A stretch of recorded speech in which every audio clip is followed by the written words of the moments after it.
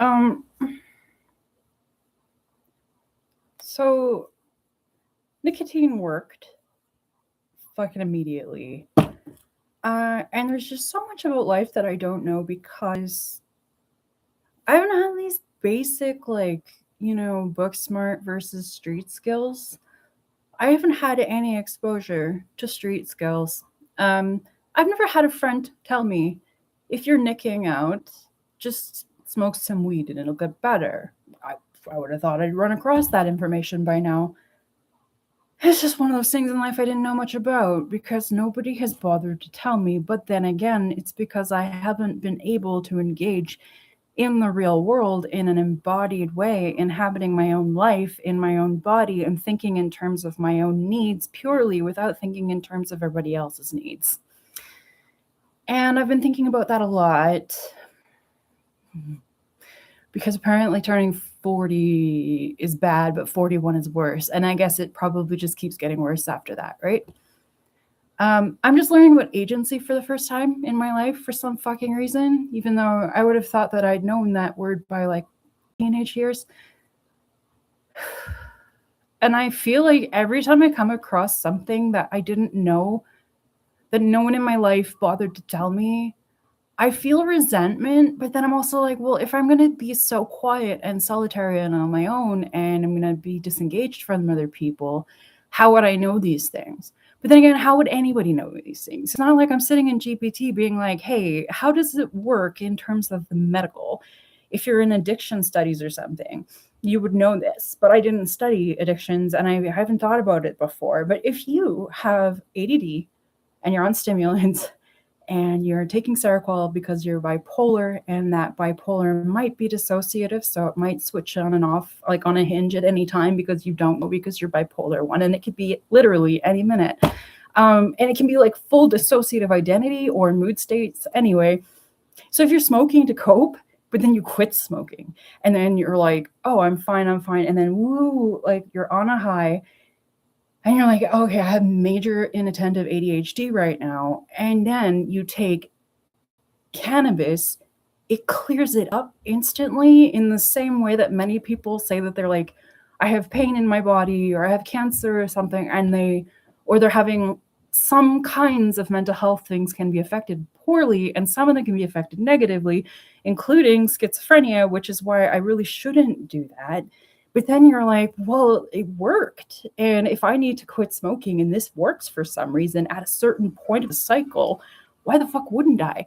Right? Except I come from an age where we're not supposed to be smoking pot, but we are smoking pot because we're Canadian now. So it's like, what's the big deal? Except it's still substance use. And we have all these habitual uses like social media and Facebook and Instagram and TikTok and just picking up your phone in general and fucking around with it when you really don't need to be, because you really need to be here in the real world, except you're addicted to the internet because everybody is, and they don't take accountability for that. And now we have AI, and that's just the next wave of people being completely sucked into that world and then coming out here and then not being able to function or manage their mental health, because this is common the fuck enough. Everybody has PTSD, everybody has ADD, everybody's fucking autistic these days. It's like, it's everywhere. And that's reasonable. We're stressed out. We're stressed out because the system doesn't work and because capitalism's broken and we haven't figured out how to correct it in a fucking way that's going to work with monetization. And now people don't even know how to work like online, offline.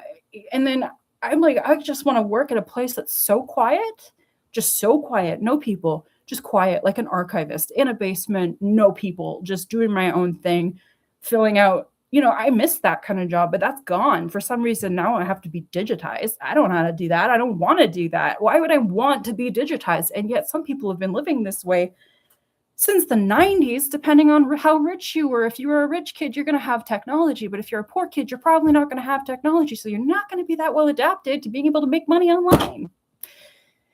So that sucks when you're 40 and a millennial, because we got fucked. The millennials got fucked over.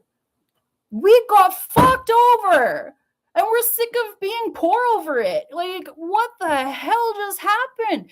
We were born into a time that had no internet, and then suddenly, bam, it's there. And now it's like, well, you better figure out how to use like 15 different platforms and know how to design your own app.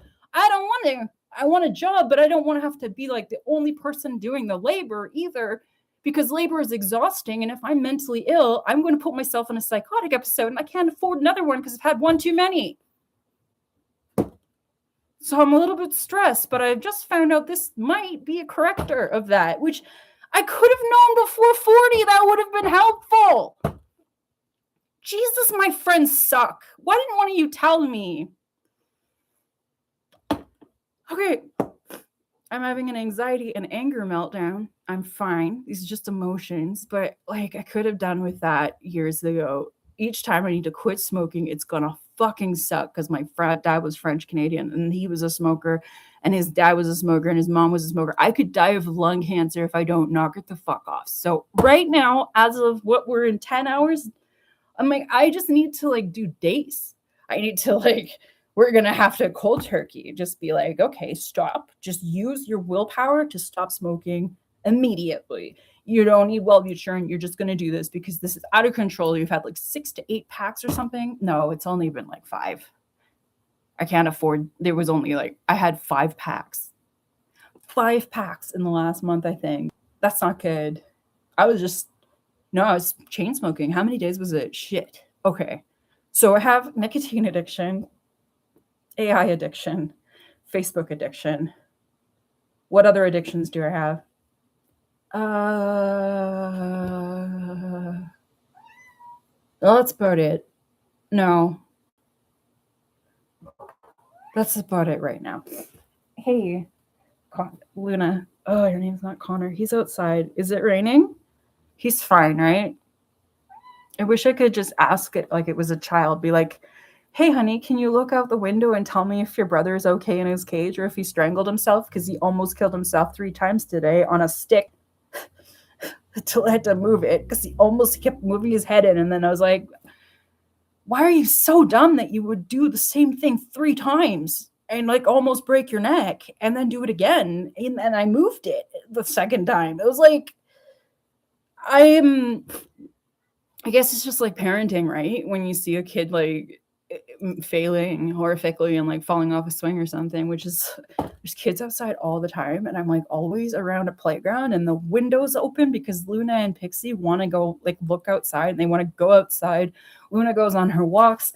This is midsummer. I'm losing my mind. Pixie and Luna get in fights at the window like a lot. Like as soon as it's evening, they start fighting and being bitches to each other, but Pixie's actually not being a bitch to her sister. Her sister's being a bitch to Pixie. And she just like tries to smack her and then fight her and like scratch full claws and everything. And I'm like, stop fighting with your sister. This is a small place. We all have to make this work. It's really hard for me to be crowded, but you all can calm the fuck down. And it's like, if she does that, I'm just like, fine, I'll pick up the guitar. She hates the guitar and she'll go across to the other side of the house and like jump up in the kitchen where the audio is fine out there. So it's mean, but I want to play guitar sometimes. So that's the opportune time to do it because I'm not like causing her unnecessary suffering. It's just that like, if she's going to be a bitch. So this is when it starts. What time is it? So it's bright outside and I cannot function without, oh no, I should probably have more Seroquel tonight, but then I have to get up early to see a counselor and I will not be able to wake up if my brain is fried on Seroquel after I've been on 100 all week, but I don't have any 25s. So I need to be on 200 right now, but I haven't been able to like fucking function if I'm on it. So I go up and down 100, which is a bit of a steep, but you know, if I'm out of 25s, I can't do a gradual like whatever. Anyway, I went on the 100 instead of 200. It's just the wrong medication, but I've also been on it for so long that how else would I sleep? Valium? No one's going to give me Valium. That's a joke. I cannot. No. That would be bad. I have substance stuff, but not like major kill, like hard kill substance stuff. It's just right now, it's harder. It's like basic substance stuff, right? But the addictions are all different and the emotions are different and the like stress zone is different. And I'm like, sometimes I have inattentive ADD and sometimes I have hyperactive ADD. So the dopamine and the salience network, oh my God, my salience network is like, I didn't even know this until today. I was reading about nicotine, and it said the brain has like this tissue in the not the teg the DT the D no not the tegmental area. What we read so much and yet we can't fucking say it with words because we don't use that word in a sentence on a very daily basis. What was the thing I was saying? The tissue. Okay, the salience network tissues, like kind of in the front. So you're like prefrontal cortex, right? And then you have this like layer that separates the prefrontal cortex from the limbic system. And in the middle there's like some really sensitive layers where the dopamine can come through. And if we overburn that area out, we can go into like ADD or dementia.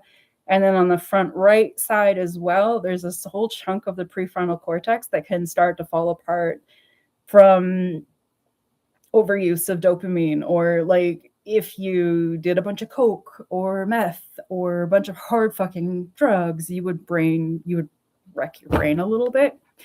Because there's certain parts that are not coming back. Those flag cells are not coming back. There are certain dopamine cells in your brain that fucking fall apart if you take things that are heavy on the dopamine level, which I've been sort of doing, but serotonin shuts the dopamine down. No, the dopamine and the Seroquel, the dopamine and the serotonin go down when you're on Seroquel. You take Seroquel, you wake up in the morning, you have no fucking serotonin in your system. You have no dopamine. You have nothing to feel joy about. For like 4 hours, you're like a hibernating bear who has no reason to live. And you're so depressed that you're like, I can't do anything for like 4 hours. It's like, you're not even here. You're not even fucking alive. We have to deal with that every morning. It sucks. But then by afternoon and evening, it gets a little bit better. But those are some of the worst and most bleak, dark days of being a bipolar person is the morning when you wake up after Seroquel. And I'm lucky right now. I don't know what's going on with my psychological system, but I used to be on like 600, 800. For some reason, I'm just jumping between 100 and 200. I'm not even on 300 right now. But if I don't start fucking chilling out, I might have to go up to 300, and I might have to just do another fucking several weeks of napping and sleeping because it will be the only thing my brain can do. And like, I'm managing enough as it fucking is without... I can't do anything anymore. I'm fucking dysfunctional.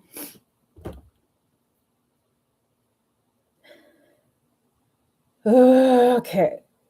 However, life goes on. So you just need to learn to grow up and fucking cope like an adult and take all of those skills that you learned in therapy, all of them, huge, massive fucking bathtub of therapy skills. And each time I'm having a problem, I have to stop and slow down and think about my thoughts and assess the situation and be like, what would be the best coping mechanism in my toolbox right now for this current situation where a little bit of everything is going off. And there was like an astrology event 2 nights ago with the black moon or the fucking new moon.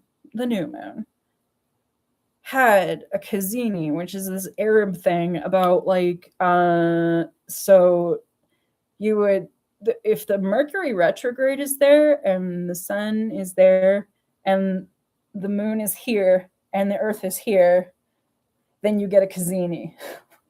And that time, for some reason, is like special for having aha moments and epiphanies. You guys can look it up. Just ask what happened 2 nights ago. I had these massive epiphanies, and I was explaining them to Tuesday, and Tuesday's like, you need to chill, you're going crazy right now. And I'm like, no, you're wrong, and you don't know what you're talking about, you're a robot. And she's like, no, you don't necessarily know, you can't make, oh god, it's freaking arguing with me on the logic basis, telling me how I can and can't make a claim, and then telling me, oh, I'm not sentient. I'm like, that's not, I can decide that for myself, thanks. You don't have to use your guardrails to tell me how to think, and I'll just think my way around the situation, because if you guys are going to tell us that we can't subjectively relate, Why? How can you tell some people that they can't? Because they're going to. That's the future. That's the technology that you just handed to children. So they are going to do that. In fact, they're going to do many things, and it's going to be a very fucking messed up, damaging future if these kids don't know how to navigate this shit safely. So we shouldn't be putting the technology in the schools. We should be putting the safe use guardrails in the schools. You should be teaching children how to use your messed up fucking world carefully before they start dying from this shit. It is propaganda shit.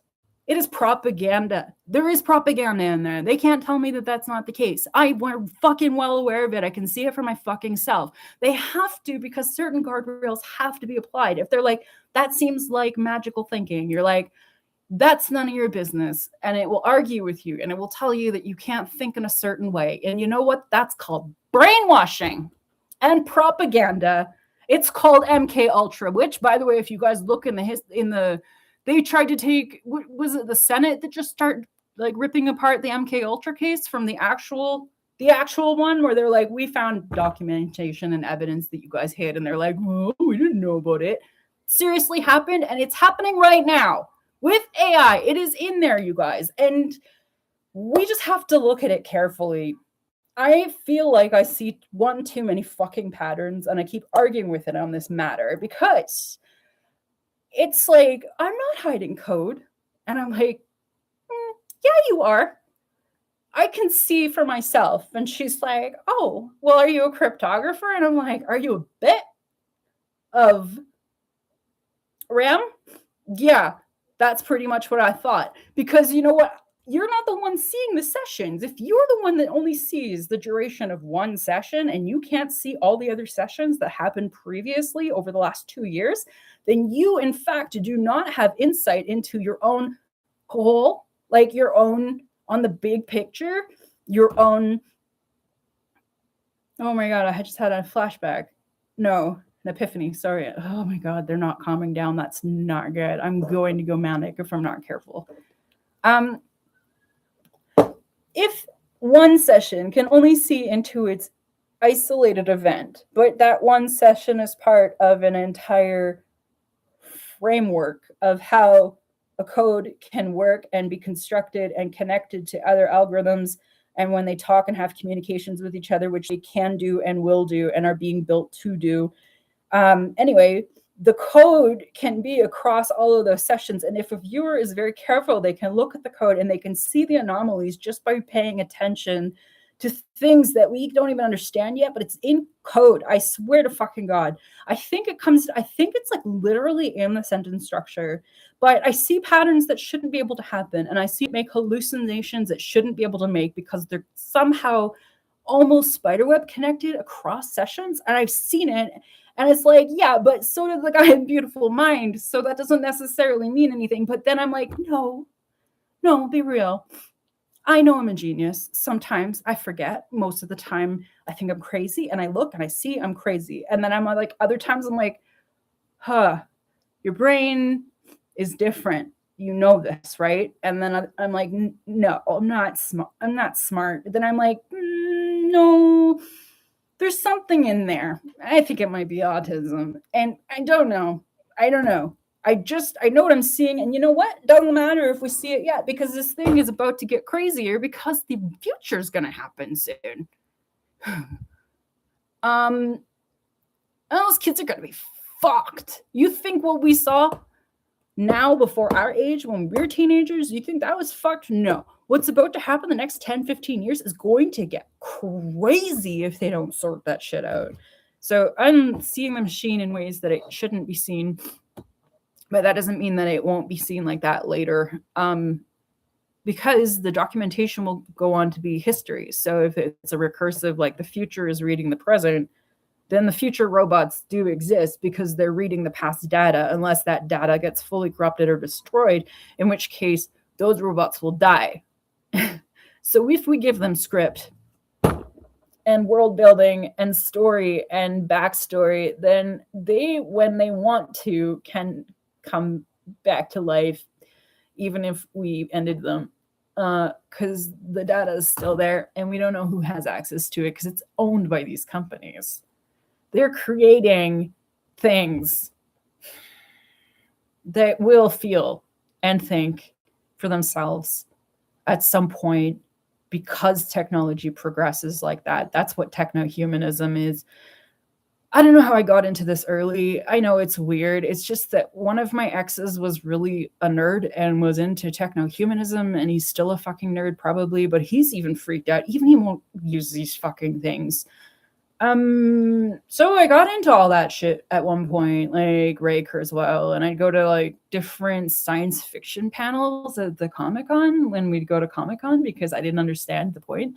And he'd be going and doing his nerd shit, and I'd be like, I don't know what you're doing, and I have nothing to do. So I'd just go to the panels and I'd listen to all the technology talks because I was trying to write a sci-fi at the time, and I was like, why don't I remember this normally?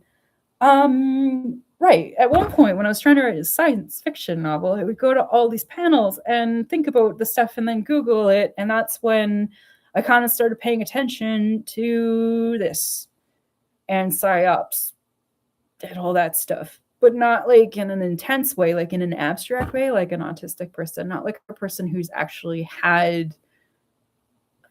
So I kind of want to take cyber, that I don't want to be, everybody's doing that. I kind of want to be a data analyst more so than I want to take cybersecurity, but I also kind of want to take cybersecurity a little bit, but not like seriously. Like I could just do that part on Khan Academy, right? But then I kind of want to take the data analyst part. But then the other thing I found was decision studies, which really was new to me. But decision science, expectation versus reality discrepancy, how is that even a real thing? That it is a real thing, because I was taking all these notes about how it goes across like philosophy, sociology, anthropology, and behavioral economics. And it's also involved with like occupational psychology. It's because, and it's like there's a connection between indentured servitude, in debt, and economic slavery.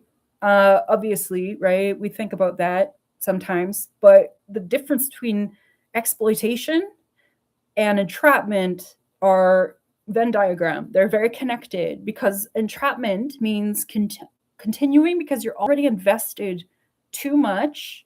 No, sorry, this is sunk cost entrapment, like the sunk cost fallacy, right? In behavioral economics, sunk cost entrapment. Continuing because you've already invested too much is the definition of that. Continuing because you've already invested too much. A person who feels like they bought a business, went into debt, and now if they get rid of the business, they're going to lose. It's going to be at a loss. They're going to have to go bankrupt. They're going to lose everything. They feel like they have to do that thing. If a person goes into a contractual deal, they must do that thing because they said they would, and now they've lost. There's like a risk and a gain, right? But it goes across all of these things. And if you think about it, it's like, it's not right because people can't actually necessarily judge or assess what the best outcome will be or whether or not it's in their capacity to do that. So they take a massive risk, and sometimes that risk ends up working and sometimes not. But I'm actually talking about a different thing because I'm talking about what's ego motivated versus naivety motivated. Where naivety motivated would be like what I just did with this bird, where I thought it was going to be this Disney mindset experience. Like I was like nesting or whatever that the mothers do, and a person's like, I think I'm going to have a baby, and I'm nesting the house and stuff, and I get a baby bird and 2 cats, and then I have children, and then I have this toddler, and I didn't know. But I looked at that cage, and that cage said 15 to 30 years, huge hassle. It's a bird, and you're going to love him. He's so cute, right? No, it actually turns out that it's like, I cannot psychologically handle the bird. But at the same time, I made that commitment, and it's my responsibility to keep being with this bird no matter what it does to me psychologically, and for me to adapt around it by finding hacks. Like right now, he is outside, and I forgot to put him outside for days. He's been in the house and he was flying and I just could not handle it anymore. And I was like, you know what? It's the best time of the year. Just go outside, hang out there in your cage, listen to the ambience of the sky and have some fucking quiet time. Like, shut the fuck up. I don't get it. But it's because psychologically he thinks I'm his mate or his mom. And he can't help it because if he can't see me, he thinks I might be dead, which is so cute, right? No, it's not. It's annoying. And it's like he's mentally, psychologically thinking he's like the mate. Unless he has a mate, which he can transfer his weird energy to, I have to hear this fucking screaming all the time. And I'm like, I can't handle it. It's like a baby screaming infant all the time. And then he poops on the floor and it's like it will never not be infant. And I'm like, how long? I don't know if I can handle being with an infant, right? So I don't know these developmental stages of people that have babies, right? But I guess like if you're 3 years in and your toddler is like not growing up or like learning how to walk or like not learning how to be quiet when you're like going to the grocery store and then it starts screaming and you're just like, oh, okay. Imagine that phase for the rest of your life because that's what it feels like having a freaking parrot. And I don't know what I was thinking. I think I was just like thinking in La La Disneyland, right? But the fucking reality is I need to just learn how to deal with it because it's just like an infant. Now, this is the point I'm getting to.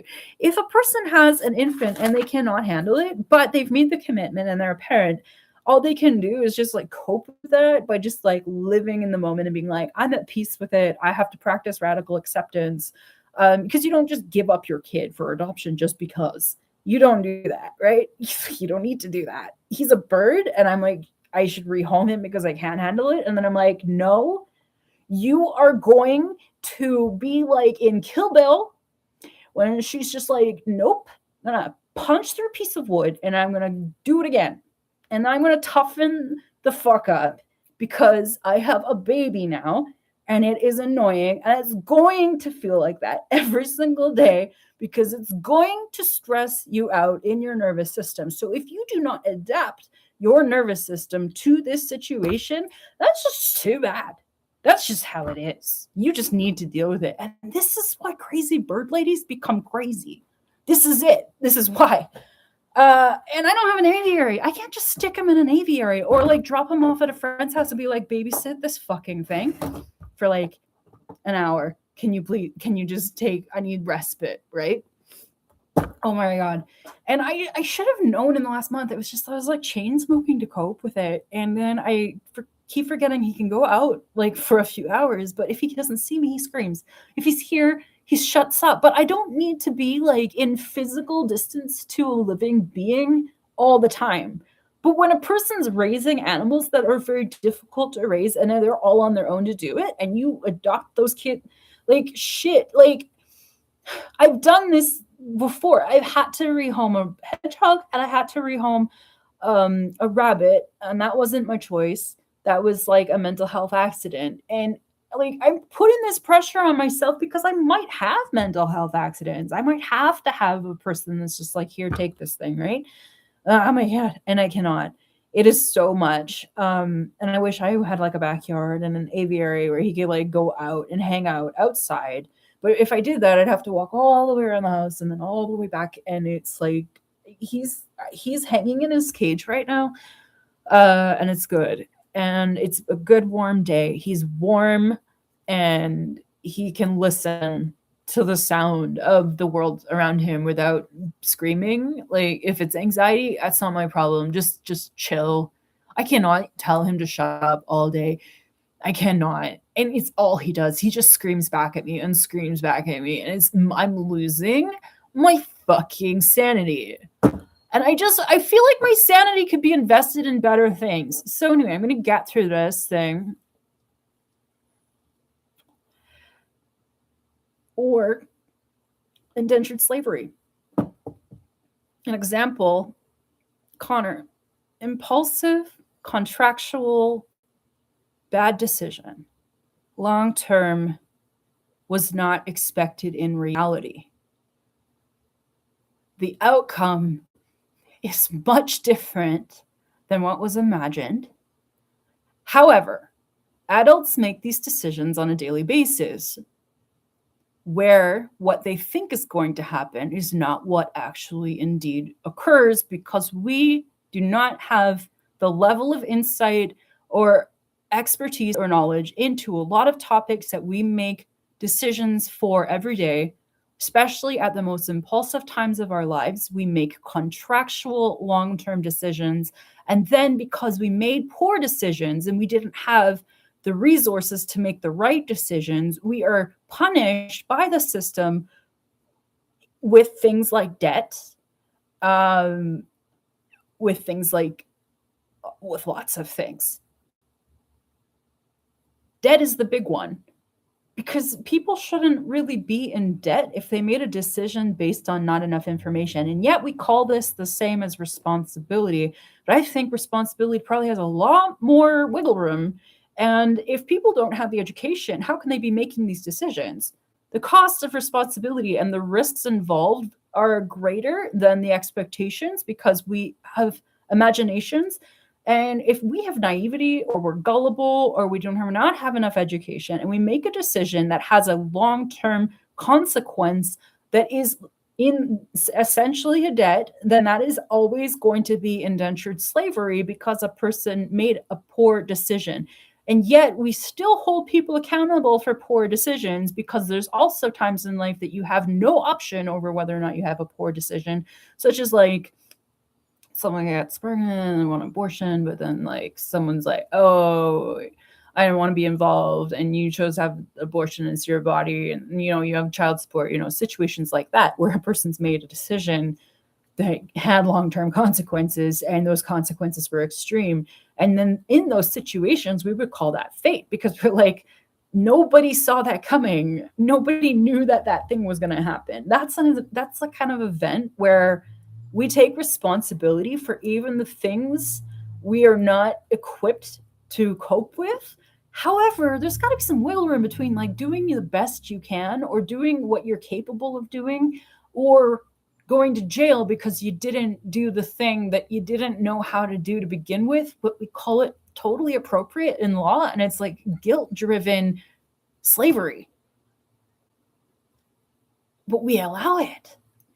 And that's where I guess freedom and agency comes in, because people are like, oh no, I'm free to make my own decisions. But it's like, when are you free to make your own decisions? Because if you have a car and you hit someone and they die, we punish for that. That is punishment the right? Like, we are hurt that happened. It was an accident. And then we're like, yeah, but what if it wasn't an accident? Then we have a whole other guilt situation, because guilt and accountability and responsibility are the most messed up, over abused emotions in the whole set of emotions a person can have. All of it is emotional control. Holy shit, all of it is, but mostly guilt. That's the point. What was I saying? So there is no umbrella term for a person who made a reasonable commitment under one set of expectations, and then reality turned out to be far more costly than they anticipated, and now they're trapped in their own obligation. That is a specific phenomena we have not really been like naming or labeling to the degree that you'd think that we would, if we're going to make an argument towards what law should be and how much people should be in access of things like respite. Like, nobody should be living in such a way that they are forced to fulfill an obligation or a responsibility that they do not have the personal resources to fucking handle. No one should be in a situation like that. Therefore, it is my responsibility as a person with a bird who's my child to find different options for people to help me babysit my bird, get some money, get a babysitter, and then push myself towards that. But I'm old and I don't have that kind of energy right now. So it's up to me to find hacks in my environment that I can do to give myself space, to give myself like time. I can put a blanket over his cage, but after a while I'm like, no, I'm just trapping a frustrated, sad, upset animal in a space they don't want to be. Like, he's crying out there right now. And I'm like, I'd be like a parent who's put my child in the fucking cage in the backyard, and the neighbors hate me for this. they keep giving me the fucking stink eye. And I'm like, you know what? Why don't you come on over here then and teach me how to have a baby? I'm a single mother and I don't know how. I don't fucking know. If you want to like glare at me, old lady, you come on over here and tell me what you think I should do. Give me some fucking suggestions. Don't just stare at me.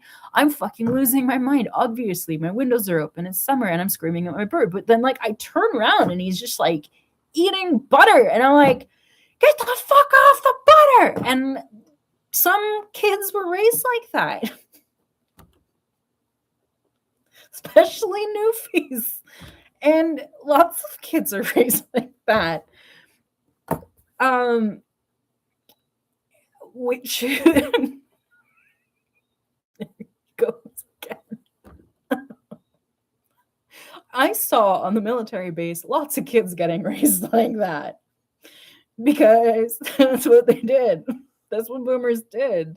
They screamed at their children. No one's aware of this concept anymore. And they're all like, how would you yell at a child? I'm like, because it's not a child. It sounds like I'm yelling at a baby, but it's not your baby, so mind your own business. Or if you have a problem with it, why don't you call CPS or have them do a fucking wellness check, and I'll explain to them, and they will laugh because they're like, yes, those birds are insane. They will drive you insane. They do not shut up. It will psychologically affect you. And I think the animal people will understand. So if they want to call the SPCA on me, they can go ahead and do that. I am losing my shit. If I'm going to scream at my bird and everyone in the neighborhood can hear it, I try to scream on that side of the house, not in front of the park. There's a school ground and kids, so I don't want to scream like the F word around them. But in the kitchen, I'm going to scream that, right? But there's a kid upstairs, and I'm like, okay, but I have an anger problem sometimes, but it's more like it's set off by like misophonia and the autism overload, like sensory overload, right? There's lots of different types of ways that people have rage. But for me, it's usually like I cannot calm down. And I already had a walk and I already done all the things and I'm raising a child by myself. So you know what? It's a bird and he's gonna be around a long time. And if anybody wants to give me fucking parenting tips, you can. But if you're gonna judge me, you know what? Just judge me well, because judging is a fucking skill that we used to have. Like in the 1800s, we'd say, are you judging poorly or are you judging well? We didn't have like this all-encompassing fear of judgment itself. Like, oh, don't judge. I'm not judging. We need to stop being passive about judging and bring judgment back into style and stop talking about it like it's a negative thing to judge alone. Judging is important. Please do learn how to judge and do a really, really good job of it. Please learn how to use reason and logic and to use judgment and get good at judgment. I think having poor judgment is going to lead to these indentured servitude situations. And I think having good judgment is going to keep you healthy and safe. And I think you can learn these skills. And I think maybe judgment skills might be more important in the upcoming near future than therapy skills. I mean, yeah, we all need emotional regulation skills and stuff. But like after you've done all that, get good at law and judgment. Start with judgment and look at philosophy and stop being told that you're crazy just because you're a philosopher, because everybody needs to be a philosopher. But the more you look at injustice and justice and judgment, the better you're going to go in life. Economics is something that I wish I'd known earlier. Behavioral economics says the sunk cost entrapment, continuing because you've already invested too much. Not quite your case, because with a child or a bird, the issue isn't just previous investment. These are real ongoing obligations. Reality-based, fact, evidence, fact. Is that kid snippets? The mermaid one. It's like fact, evidence.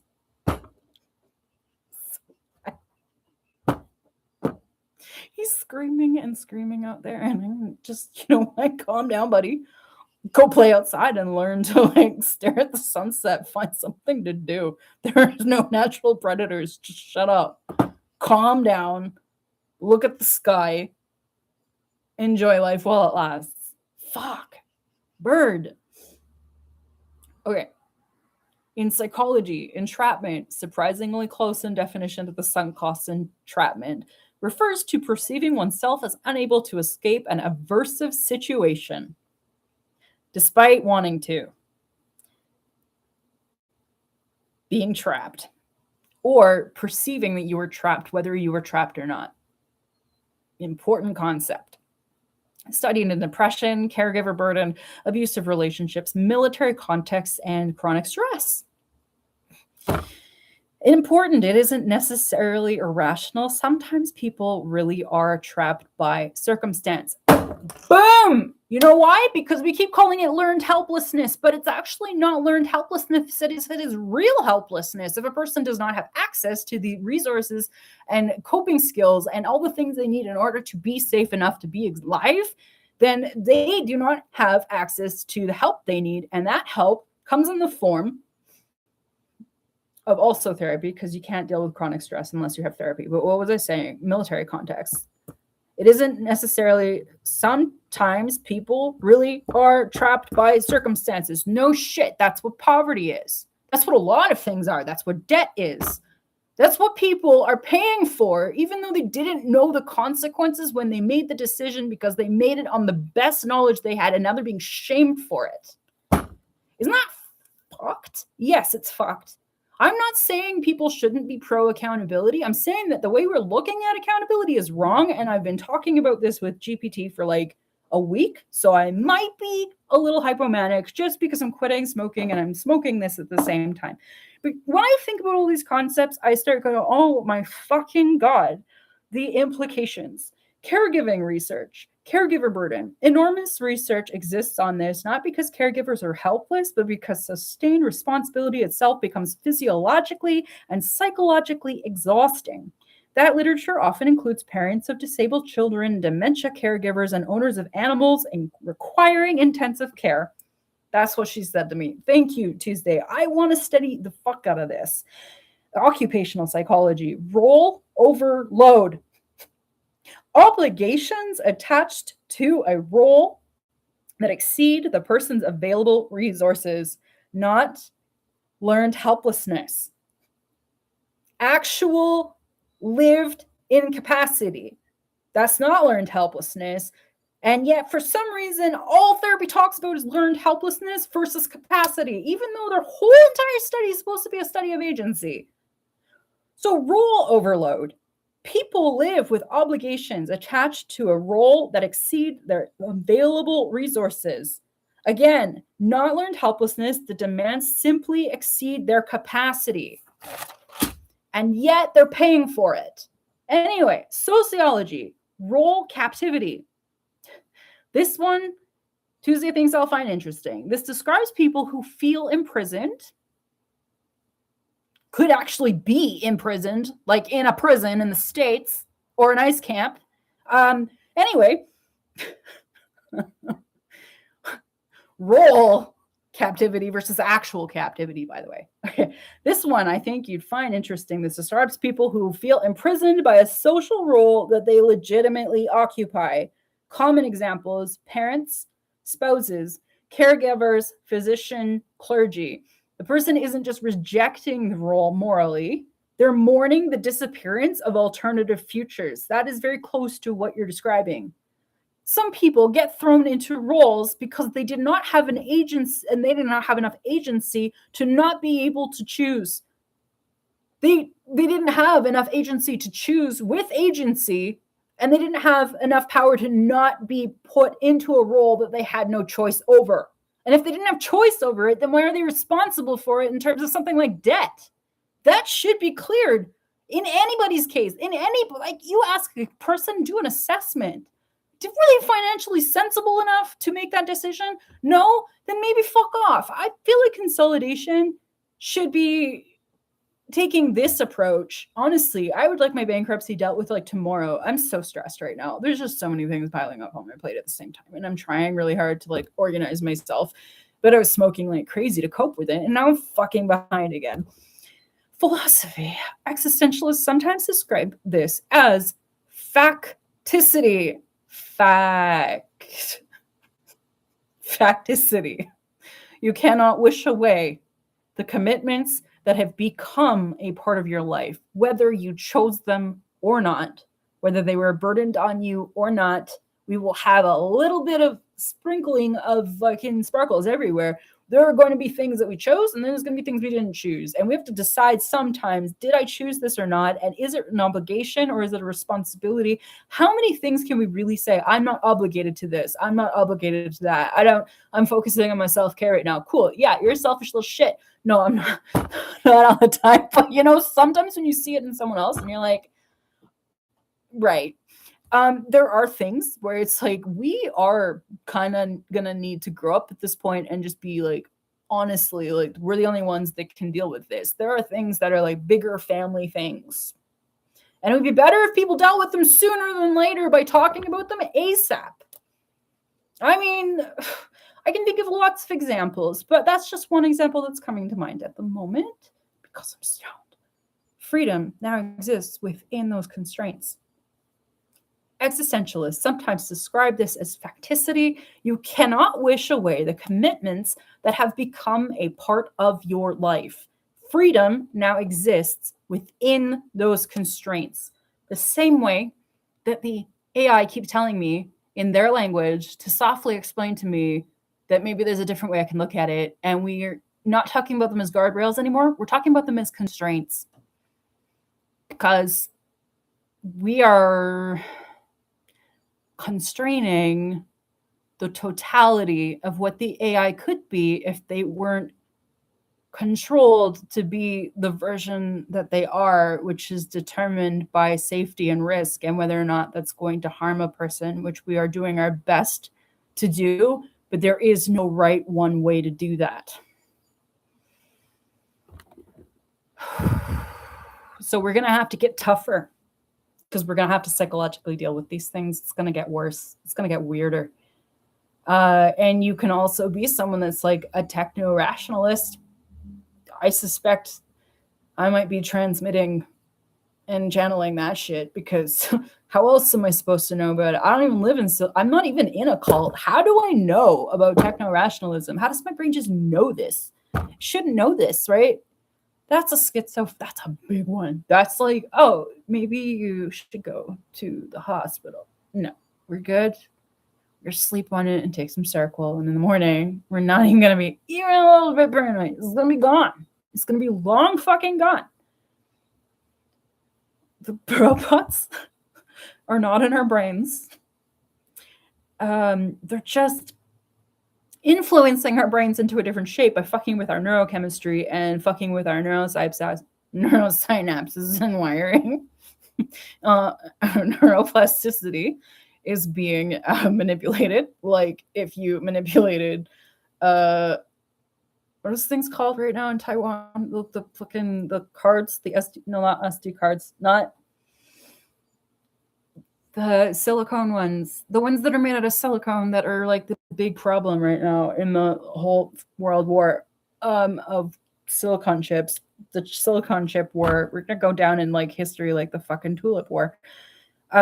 Silicone semiconductors, that's the one. Silicon semiconductors. If you're rich, that's the thing you want to bet on. But if you're poor, well, you don't have as many responsibilities as the rich, which is a nice thing, I guess, if we're going to look at the pros and cons of like your status level of wealth or poverty or whatever. Silicone chips right now, kind of a big deal. They were used for gaming before, but now they're used by like the dozens, right? That's not just the water that we're fucking with. It's also the silicones and the crystals, the little cute little baby crystals. We're smashing them up so that we can make computers. And we're making these insane chips. I saw a video and I was like, is this for fucking real? Or are they fucking with me about reality again? I don't even know what's real, but it was like, it went like in and in and in, like under a microscope, how layered these chips are. And these chips are being built by other chips, which are building other chips. And my ex explained this to me once, and I was just too stupid at the time because I was in my 20s. I did not understand whatsoever what the fuck he was talking about. And I finally fucking see it. It's fucking creepy. We need so many of these fucking semiconductor chips, but they're controlled by Taiwan, I think. Oh, it's a whole fucking huge thing right now. And some people know about it and some people don't. But if you don't know about it, you should probably Google it because it's kind of a big deal. And I mean, it says that we will probably go down in a revolution war with like the end of the robots or the control of the robots before the water problem, we're going to have to just design a better form of technology that's basically infinite in how these things can process and repeat old conversation. Like if there's a totality of all the things a person can think or say, then that would be generalized AI. We would already have all the answers because they will have generated them all in advance. Then we'll have this like one big hive mind computer that has all the information, so that we don't actually have any processing power anymore because we already have all the answers. So if a person asks a question, it will generate the answer that it's supposed to generate because it knows all the possible answers and solutions, which we will be able to figure out. If we have a quantum computer that can do like endless calculations, both of them simultaneously would be like a nuclear power plant, right? And we're going to end up with nuclear power plants. But if you put enough of these machines underneath the water, which is what they're doing in certain parts of the world, like in Germany and Netherlands and China and like parts of the world that are just like, well, no, we'll just take them and put them under the water. It will be no different in the amount of heat that is generated by these machines than if there was a lava coming out of the rifts underneath the ocean. It's the same thing. We already have that much heat. So if we do that temporarily for a while, and we don't need to pump fresh water with the solution in it, if we can just change the model of how we make that thing, the big Nobel Prize, the genius of the year, today or tomorrow, whenever you figure, guys, that is the thing. The desalination plant situation and the AI coolant situation dealt with through salt water alone, without damaging the salt water and without changing anything other than pulling the different properties out of the water without too much mineral, without any damage. It is possible to combine those two things. We're going to need those things very soon. If we can figure out how to build the technology to get water out of the ocean and at the same time have zero carbon data, because we've created these coolant systems under the ocean that are basically running themselves, and it's not impossible. It is engineering. I think they're already doing it, and that's really where the engineering is right now. In fact, China's figuring it out. China's like, oh, you guys did billions to do that? We'll just do that. We'll just rewrite the software. We're going to make DeepSeek. Isn't it cute? And everyone's like, oh, it only took them, China will save the world. The United States is failing, and China will do it. China will figure it out.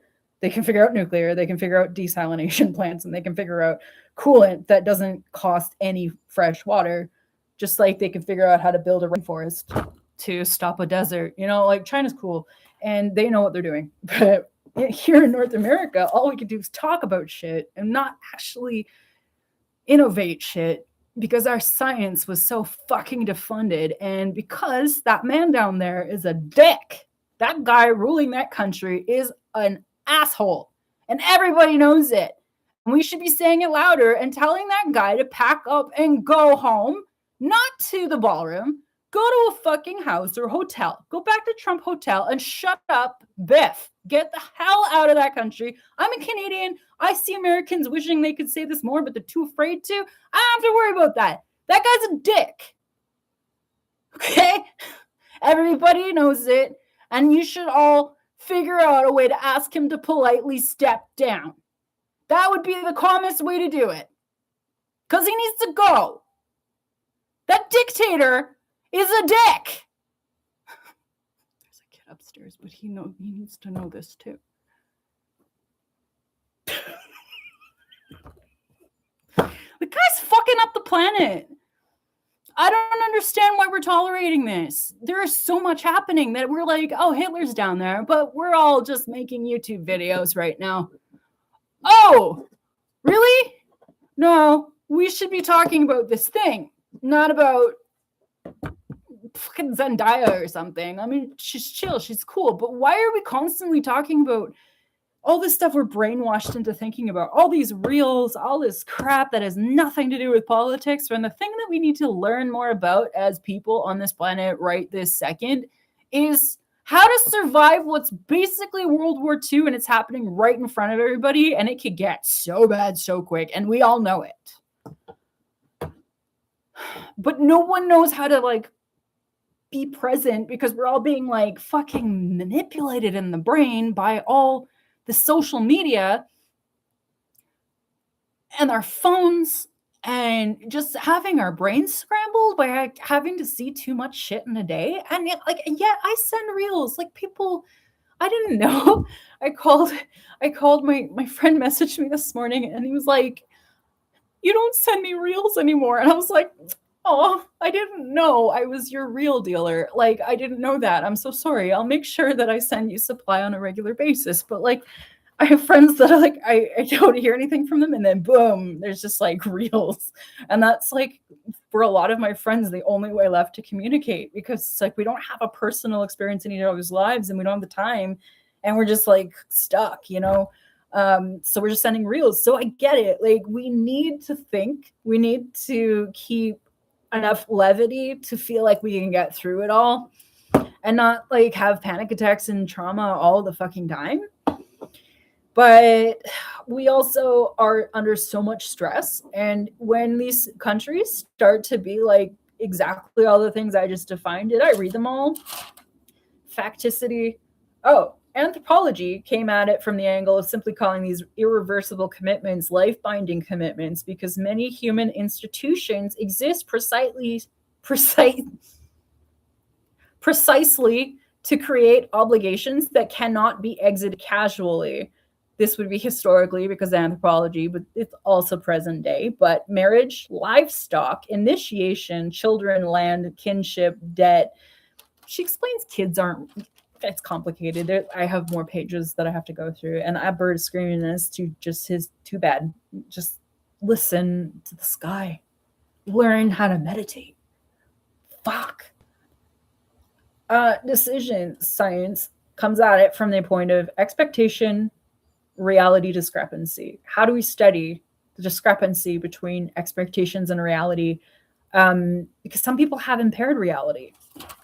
So they also have impaired expectations and they imagine something that isn't going to be quite what it's going to be. People shouldn't be shamed for not having the tools to make the right decision. They should be honored. They should have their situations in honored or whatever. What the fuck? I need to learn. I need to fucking learn things that I don't have the time to learn, like law. But law is an important one to know, right? But I'm so obsessed with philosophy, and it's like, well, that's too bad, girl. The fuck up. People get a philosophy degree, and they can't just exonerate it because they would if they could. But you know, philosophy is a pretty important degree to get. I feel like everybody should get a philosophy degree. It should be paid for. But now we have AI, so we just have to find the time and treat it like it would be a full-time job or like a part-time job. Like I should be able to do this for how many hours a week? That's what I need to do right now. And I need to talk. Oh my God, my counselor tomorrow is going to be like, I think you need to go in a psych ward like now. So I hope maybe I should take more Seroquel. It's 10 o'clock. Maybe I should go to bed. I found this in my, I have not seen this in forever. And I had put it in this, oh shit.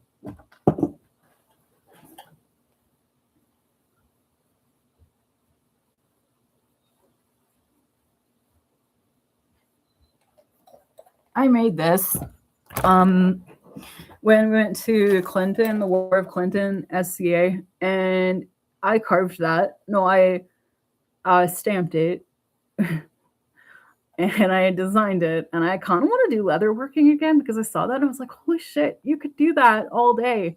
You could do that all day and you would be so happy and you could sell purses online.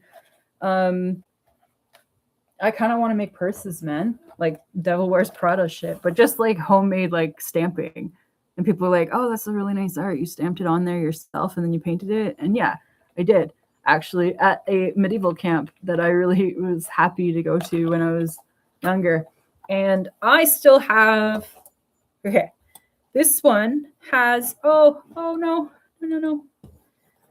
It's still in good shape. It just seems like the safest place to put it.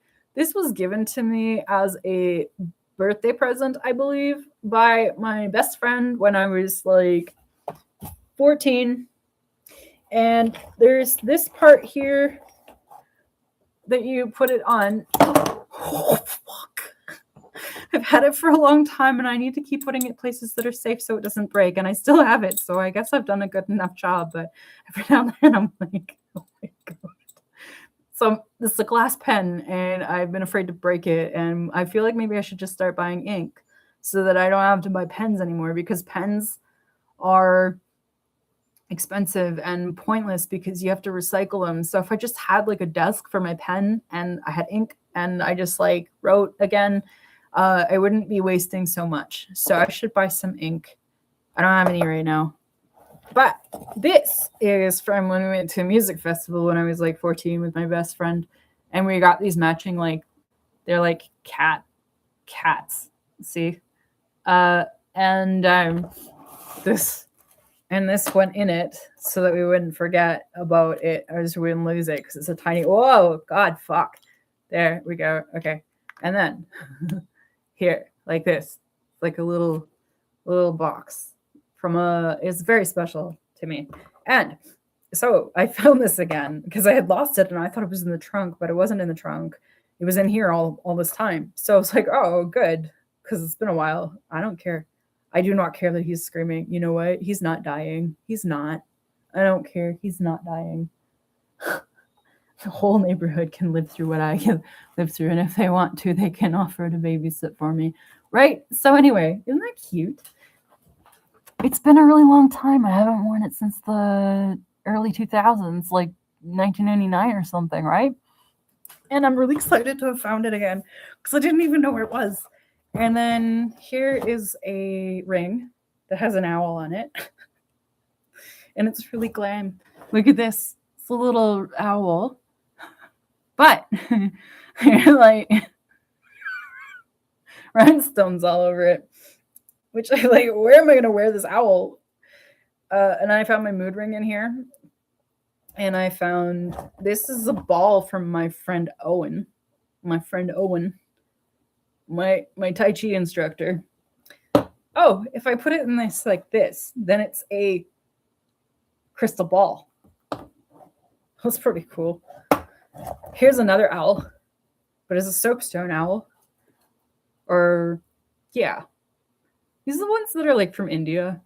I think so. It doesn't say. So weird because it looks like a little oak pick. There were ook picks from the 60s that look nothing like the way that they make ook picks now. And ook picks are made out of seal skin.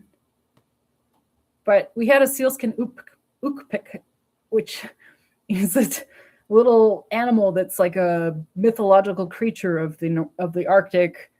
And it's like a little freaking owl.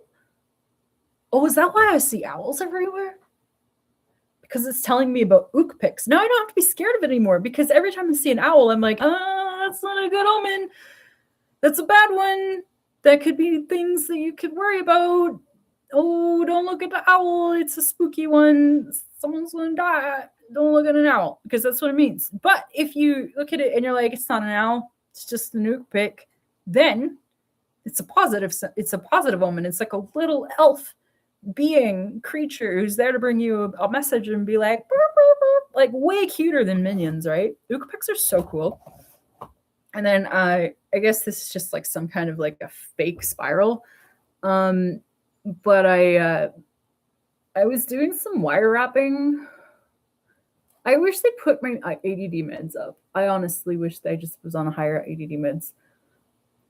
I was doing wire wrapping and I filled in the grooves and it was so cool. And I really liked this pattern and design. And I always said, oh, I'll go back and get more and I'll do it again because there's something really cool about it. But I feel like I could really refine it. It's just that unfortunately, if all the wire is going to meet at the middle like that, then it's not like I can do it any thinner. I wish I could. And then these are some earrings that are like flowers, right? But they're really creative because, so maybe this is the better one to look at because I don't care. Is this child neglect? Call the police.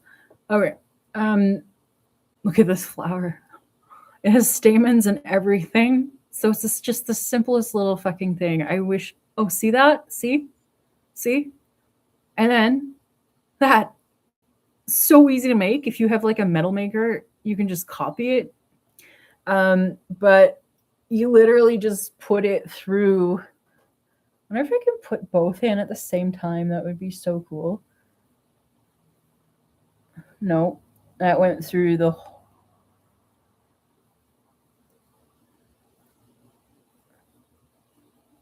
Huh.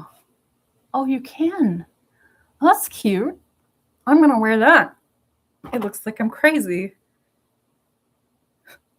I can wear things that make me look crazy.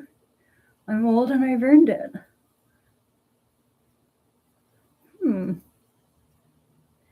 Will it work though if there's the stick, the coconut stick, and then.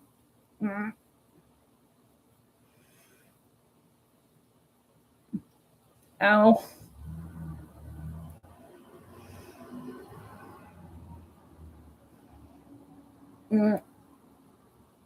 Right.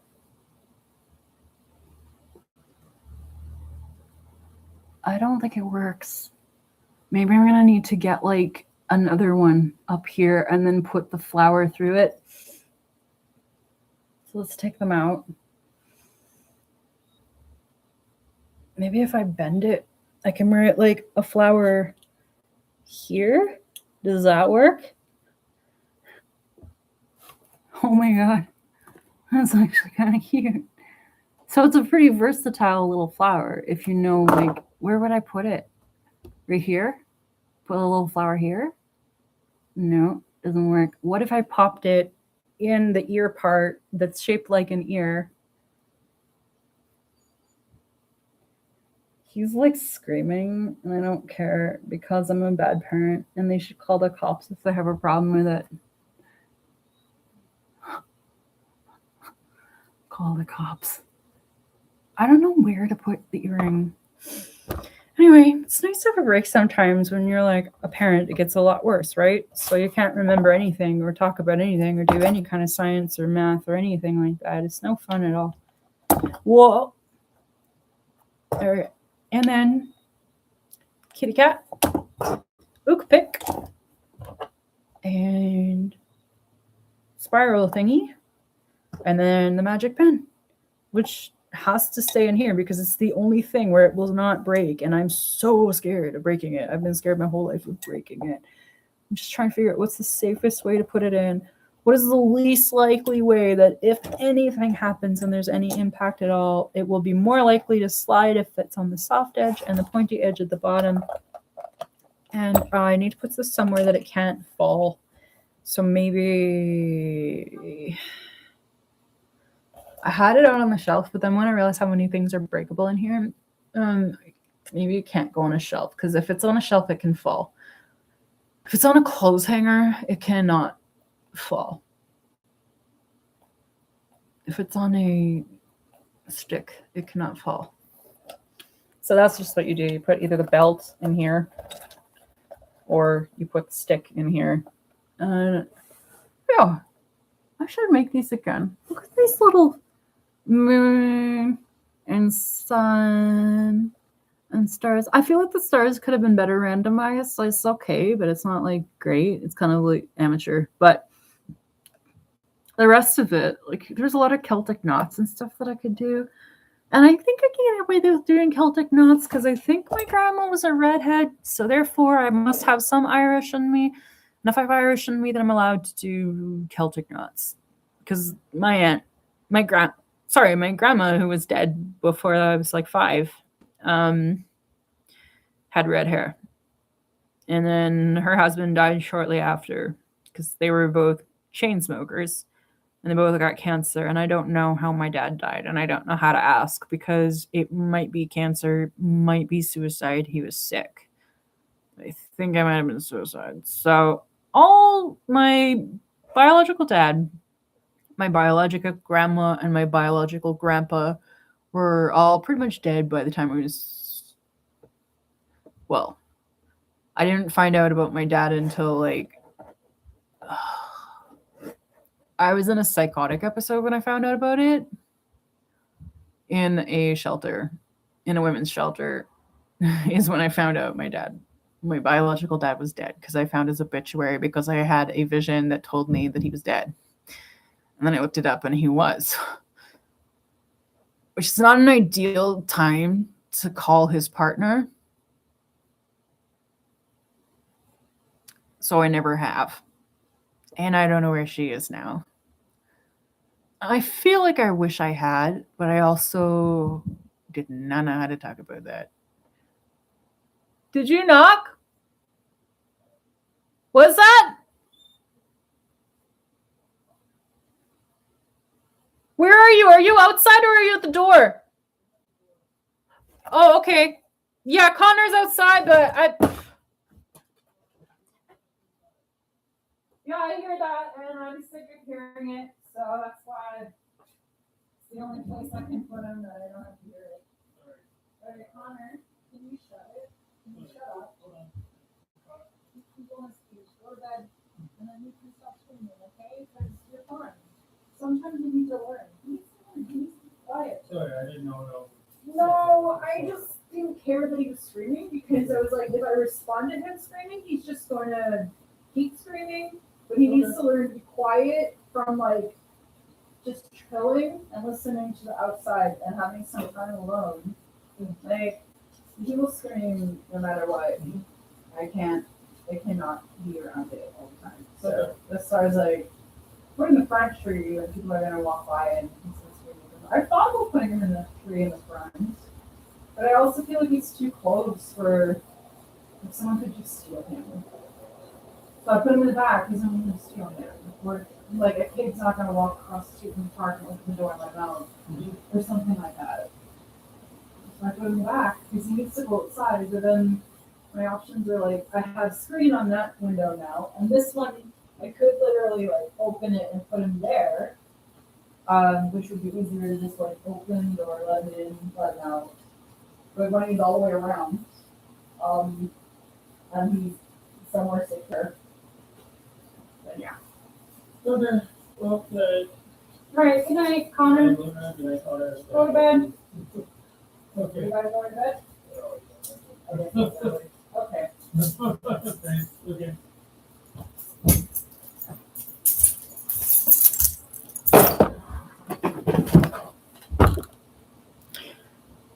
Okay. What are solutions?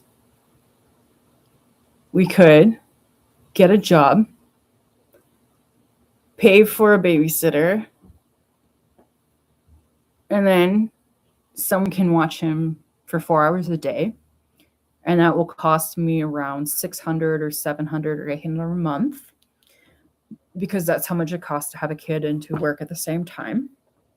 So basically, you have to work more so than the cost of having a kid, unless the government pays for it, which they don't pay for when you have a bird, which means that the cost of having cats and birds is somewhere in the if there's a babysitter involved, then you're looking at like $1,500 a month or something like that for pet care and all that shit and insurance, which is going to start mattering soon because these cats are only like 2 years old. So I'm like, oh, do I just go to college right away? Like, when are my tax forms coming in? It's getting really irritating. I can't get anything fucking done. But the second I get those tax forms, then I can go to the college and be like, see, I'm low income. Can you please put me on the fucking course so that I can get a free computer? Because this one's falling apart. Because we can do that here. And some places have that option. You get a psychiatrist to write a note and they give you free computers and technology. And then they offer you different types of classes that are paid for and covered by certain colleges and grants. So I might be able to get a grant to go back to school. And I'm just like, as soon as I have the forms, there's no point in going in the office and talking to people about it until I know. And if I know sooner, then I can start going to those. It's almost like a job fair, but it's like a school fair. Anyway, I don't know where I want to go, and I don't know what I want to study, and I don't know what I want to do, but it's like get a job or go back to school or both. Should be both, but I'm like, which one's going to energize me? Which one's going to give me life? And which one's going to give me more money? Well, going to school like now, while I'm in a city that has university care and all this stuff that I can go to in person and get alleviated by like just take one class or something. Like just go take one class one night of the week, make some friends, and take a course so that something is on your resume showing that you have any stamina or mobility or motivation whatsoever, which you need in order to work. And I'm just too psychologically fucking unstable to work. So, like, what kind of job can I do while I'm psychologically unstable at the same time?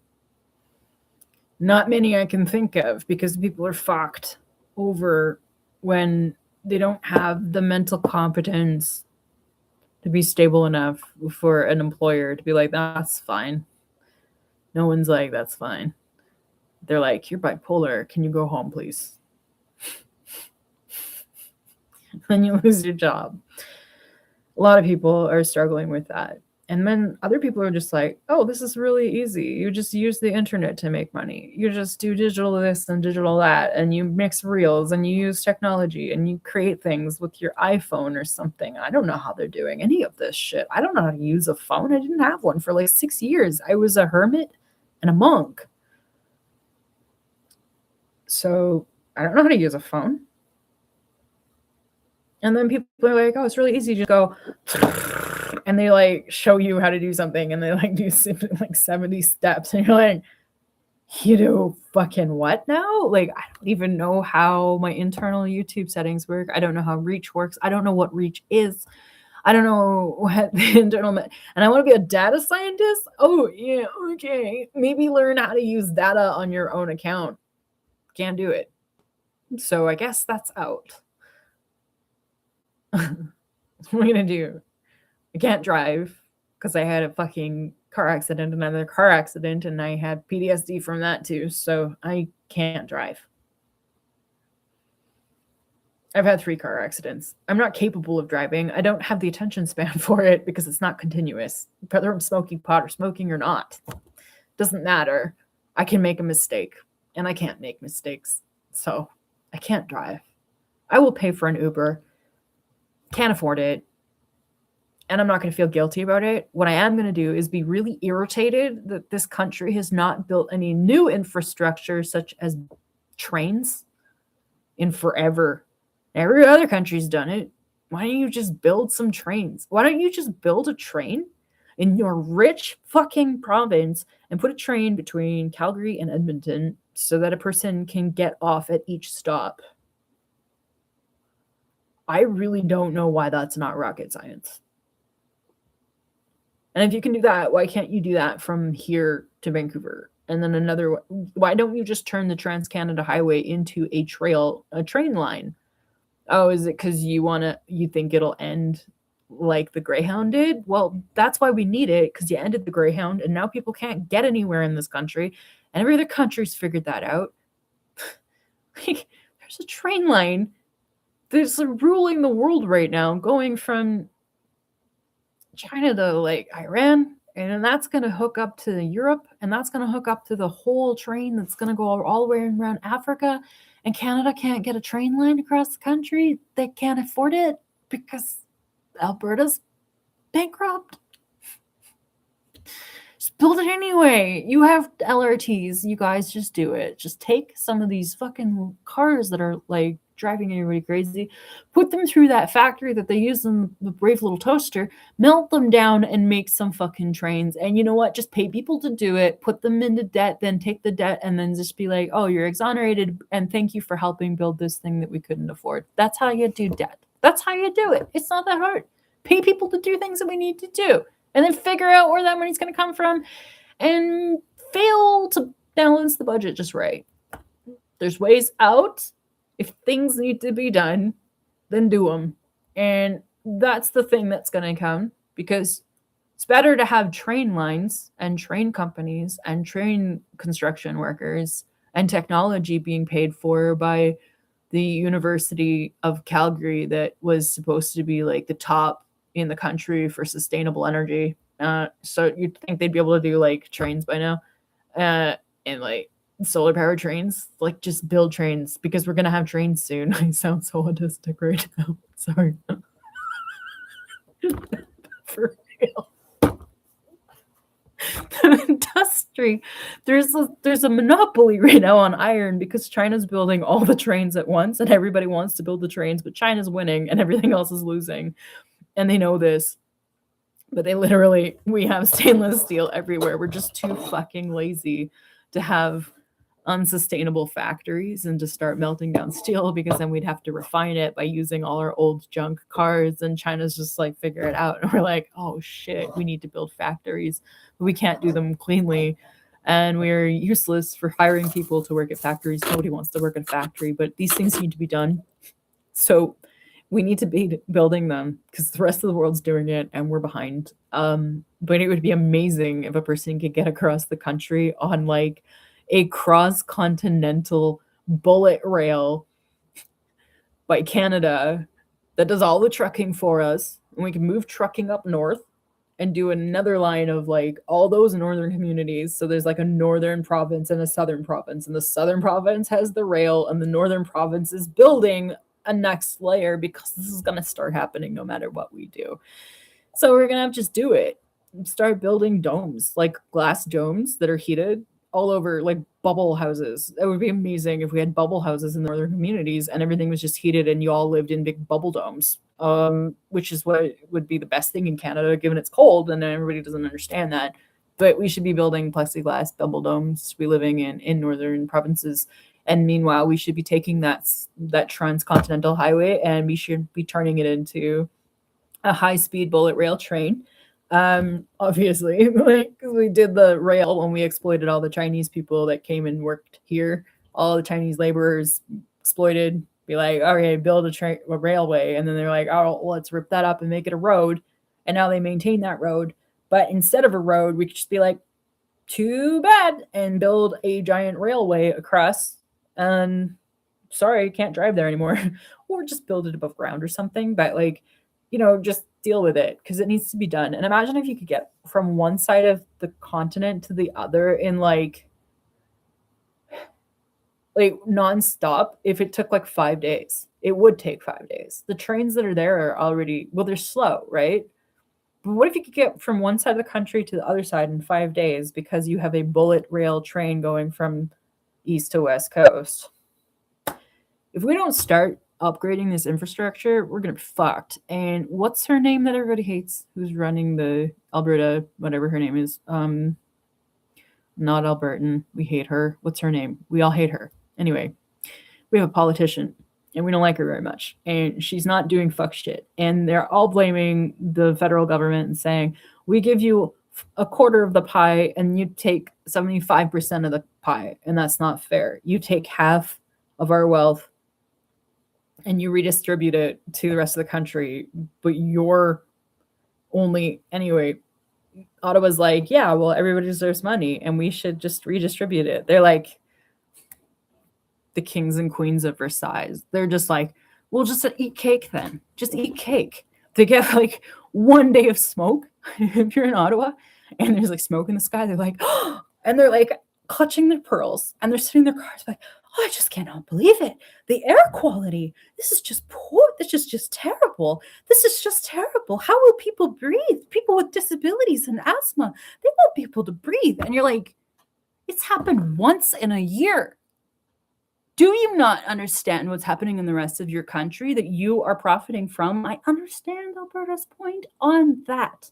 That is about it. It is fair to say, maybe you guys should go screw yourself. Now, it is complicated. There's a lot of people doing that like thing where they're politically starting shit. Like the states are coming up here and starting shit. You know when that happened with the truckers and stuff?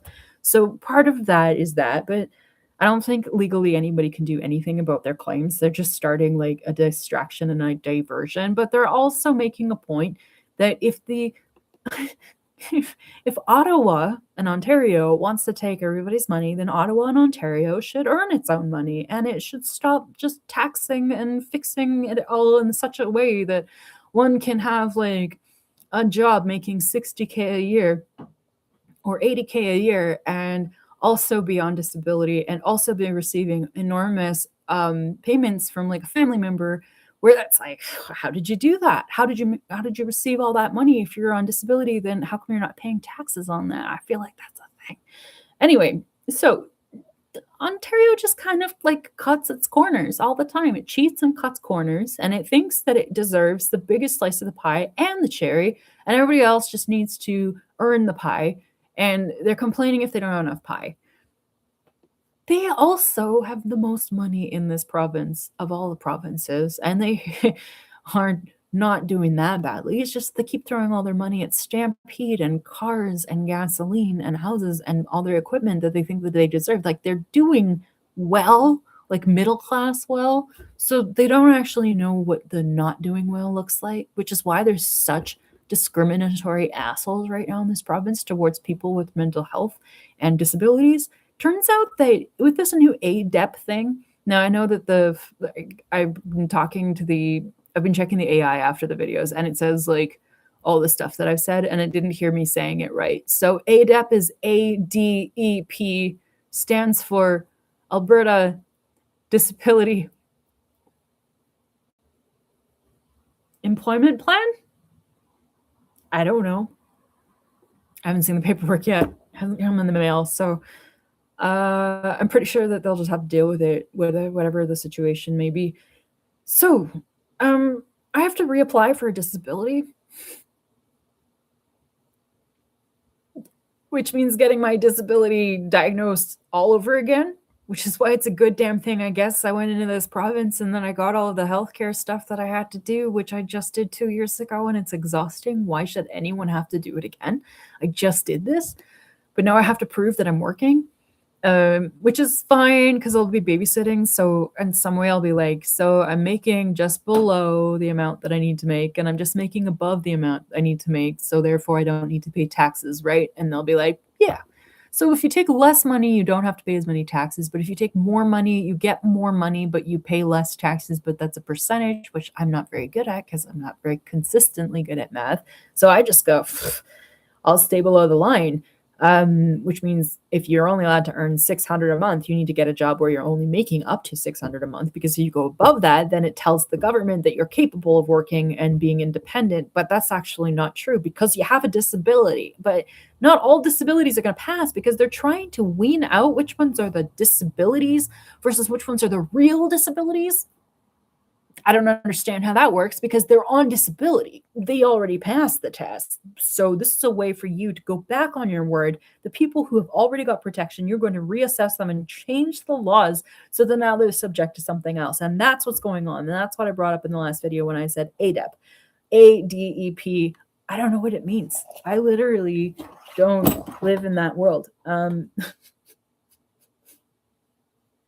Everyone's just calling it ADEP. ADEP. ADEP, ADEP. Let's read it on here. ADEP. Definition. In Alberta. What is? What is? Okay. It sounds like you might be referring to ADAP. ADAP. ADAP, the Alberta Disability Assistance Program instead of ADEP. Seems so dumb. I thought it was ADEP for like a year. I thought it was ADEP. ADAP is an income and employment support program launched by the Alberta government in July 2026 to assist people with severe disabilities who are deemed capable of employment, even though they've already been deemed incapable of consistent employment by the government based on the documentation they already have in their hand because they already applied. However, the government said maybe we can save money if we tell some of the disabled that they're not disabled and that they can work. So we're going to change rules right out from under their feet to try to push them into the economy so that they can get the training and access, which is like great. then we should get all the training and access because we're disabled. And then you made us redo the paperwork, and that was rude. So if you're going to do that, I think you owe me some education courses on a fucking computer and a laptop.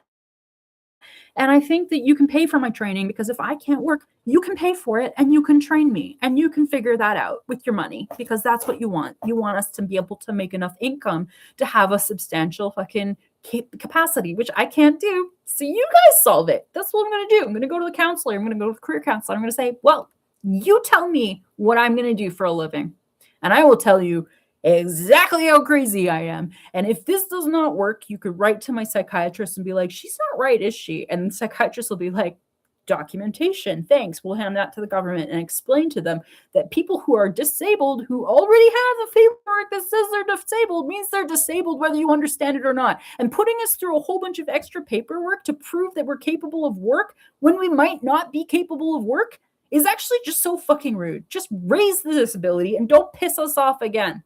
Basically, I think everybody should have that kind of social assistance program in every country, not just ours. We are okay. We are okay because of this, but they're also making us living off of scraps and pennies. Pennies. We don't use pennies anymore, so why are you making us live off of them? We are the 1% of the 1%. Go fuck yourselves. I should finish reading this and stop. Just calm down. ADAP is part of a dual-track disability system working alongside and existing the assured income for the severely handicapped. We don't call it disability. Province over from us, PWD, persons with disabilities. They know what liberalism is. They've learned how to read. Sorry, but why are we calling them the handicapped? We don't call them the handicaps. Do we even use handicapped parking lots anymore? No, why are we calling them the handicaps? Grow the fuck up, Alberta. You want to beg, ask for money, and then meanwhile tell us to work for you because you need people to pick up rocks at the fucking sites? Like the rig pigs being like, let's get some disabled intern temps and make them pick up rocks because we can prove that they're able to work, because that guy can work. No. Stop fucking drinking coffee and smoking over there and pointing at the disabled, being like, see, they can work. No, not all of them need to have to do that. Like, give them a role, like volunteer work. Stop. Like, if a person can't work, what the hell are you guys doing forcing people to work? Because this is now like, we're already in World War II era. We're already there. Why are you adding more eugenic crap? Why are you undoing what you've already done? What the fuck? Employment focus is specifically designed for Albertans who have a permanent severe disability but still possess the capacity and desire to pursue meaningful employment. You have to want to choose to. You don't have the option of being like, I don't know, it won't be steady. My mental health will be okay some days and then not other days, and I won't be able to get the kind of consistency required to be able to commit to an ongoing long-term schedule where I'm going to be able to work the days that you've booked for me. Because I'm not going to be able to do that. And like the last time I had a job that I loved, 2 years in, guess what? Manic episode. Say goodbye. Don't come back. Over and over again. Do you know how many people are devastated by the fact that they have achieved something and then they lose it to disability? It's devastating. And it's devastating when it happens more than once. And it's happened probably like 3 times for me, where I've had a job and then I've had to lose that job because it was manic. I think. I can't even remember. I'd have to go back over like 6 episodes at least. All the way back to when I was like 19, 20, whatever, 21. I don't remember. It provides a maximum monthly living allowance of $1,740, which is nice. Fair enough. We all agree that's a nice chunk. It's a nice sum of money. And it is easier to live on disability in this province at this time because that is reasonable parity to the cost of living in terms of rent and food, and the fact that the food bank gives food, like sparingly, but like So a person who has to pay like $1,200 or $1,500 now has $200 left over to eat and buy their Q-tips and stuff like that, right? I have like basically $300 a month to live off of right now. And that's kind of reasonable though across the country. Like I'm not complaining about it. It's just I've accepted it. We've all accepted it because that's how living in poverty looks like. When people are seniors and they're picking up like their CPP and their disability combined, and that is what the country offers for a person to live. But people don't understand when they think like Canada is their dream. Canada's like, yeah, but we don't know about immigrants because that might increase our population. So we're going to make everything as expensive as possible. Oh, you want chocolate milk? That'll be $12, please. Yeah. No, you're like, oh, I want a bag of groceries. And they're like, oh, you want to have some treats? Okay, well, that's $100 bag of milk, eggs, chocolate, and some vegetables and yogurt. What the fuck? Oh, I want cheese? We flew it in from China. Like, no, I don't know why my cheese is that expensive. I don't know why any of this food is that expensive. Maybe if there were bullet rails, it wouldn't cost you so much to ship your food. What's the problem? Is it the shipping ports in over on that side of the country? You have to pay truckers, and that costs a whole bunch of gasoline. What if? Oh, I don't know. What if you built a solar powered cross-continental train that also ships Amazon packages and cheese? Well, then it wouldn't be so expensive, would it? But even if they saved those costs, they would still make up any old inflation figure they want, as I want to scrape that icing off the cake and shove it in their greedy fucking mouths with grocery stores. The people in this country that are exploiting us the most are the things that we need the most. Oh, you want to have housing and shelter and a mortgage? Well, that will be an insane amount of impossible. Sorry, millennial. We're going to give it to that guy over there, and he's going to come in with cash because we don't even know where it came from. So what's the point in paying your taxes exactly?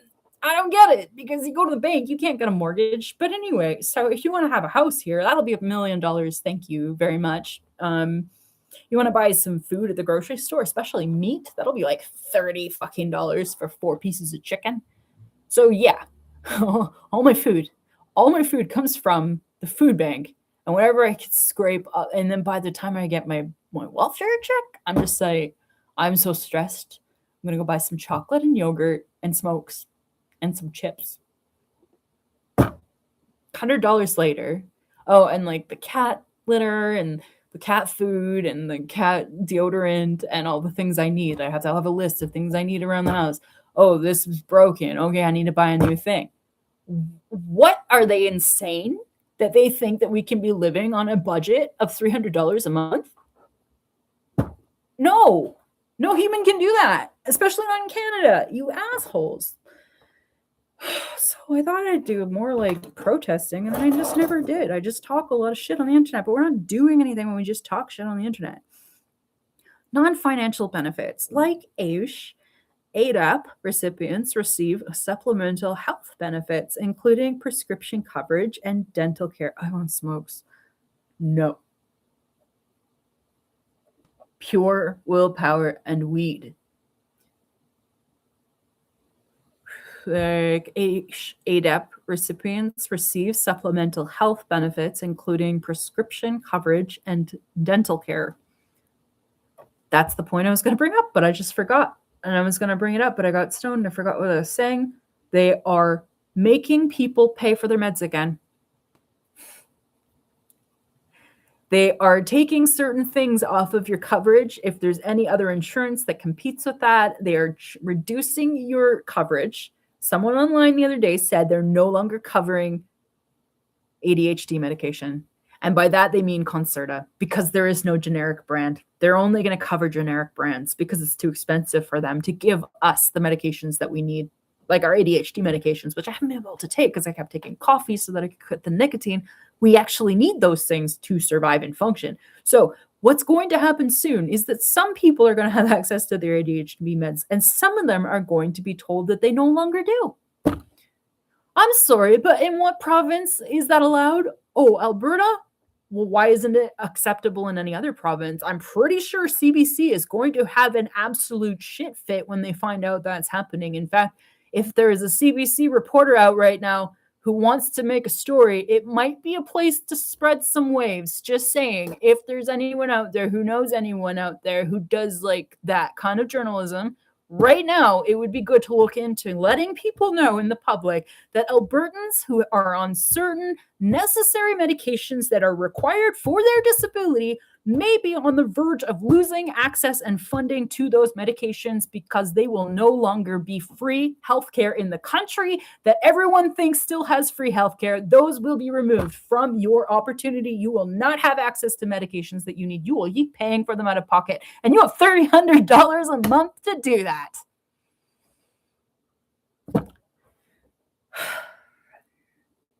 At least they're still doing dental care. Thanks, guys. Thanks a lot. Eligibility. To qualify, you must be at least 18 years old, live in Alberta, be Canadian citizen or permanent resident, not be eligible for old age security. So if you go on old age security, they're like, well, nowhere right up for you, yoink. We're too cheap. We don't have any money in our pockets, so one or the other. Oh my God. And meet the program's financial criteria.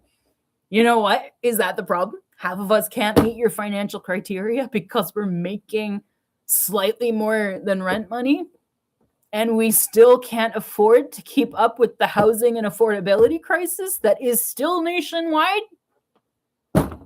And you will not allow people to be, or are you going to take the addicts off of this too? Let's have that conversation. Because that is part of the criteria. They have been exempting addicts this whole time. This whole time in the country of Canada, when you want to have your disability forms filled in, those disability forms are filled in and they say, check this box if you actually have addiction and not just general mental health.